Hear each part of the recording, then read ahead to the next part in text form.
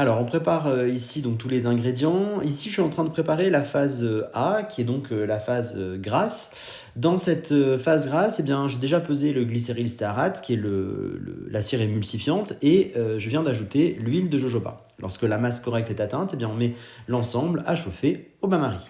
On ajoute ensuite la phase aqueuse, et dès que la masse est atteinte, eh bien, on met à chauffer dans le même bain-marie, ce qui permet d'obtenir la même température. En attendant que la cire fonde et que la température monte, eh bien, on va préparer la phase C, ici le conservateur, et on va ajouter ensuite les huiles essentielles. J'ai choisi de proposer ici une formule avec 3 huiles essentielles, et on atteint la masse qui correspond environ à 0,2% de la formule. 0,2%, c'est une concentration correcte pour une crème cosmétique. On pourrait monter un petit peu au-delà si on souhaitait avoir un but un peu plus thérapeutique, mais dans l'usage, 0,2% ici est une concentration tout à fait adaptée. Dès que la température correcte est atteinte, eh bien, on va commencer à mixer et à créer l'émulsion. On verse l'eau dans l'huile, c'est plus simple parce que ça permet d'éviter que l'huile avec la cire cristallise sur le bord du pot, mais on aurait pu éventuellement faire l'inverse.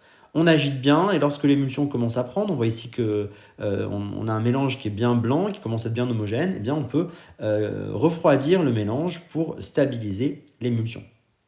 Alors on continue à bien agiter, il faut agiter quelques minutes comme ça, de façon à ce que l'émulsion soit bien stable. Et lorsqu'on a atteint une bonne homogénéité de l'émulsion, de la crème, eh bien on peut ajouter la phase C. Donc là je retire du bol refroidissant, je rajoute la phase C et je continue à agiter. On agite encore pendant quelques minutes de façon à bien mélanger le conservateur et les huiles essentielles. Et on peut, vous voyez, incliner un petit peu aussi la girafe de façon à ce que le mélange soit bien homogène. Voilà.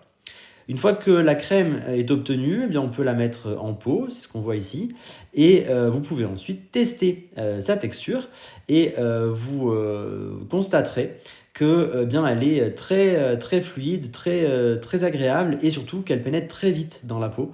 Ici, vous voyez qu'avec un petit peu de crème sur le dos de la main, eh bien, en quelques passages, tout a pénétré dans la peau et ça c'est vraiment quelque chose qui est très agréable et qui est une des propriétés essentielles du jojoba.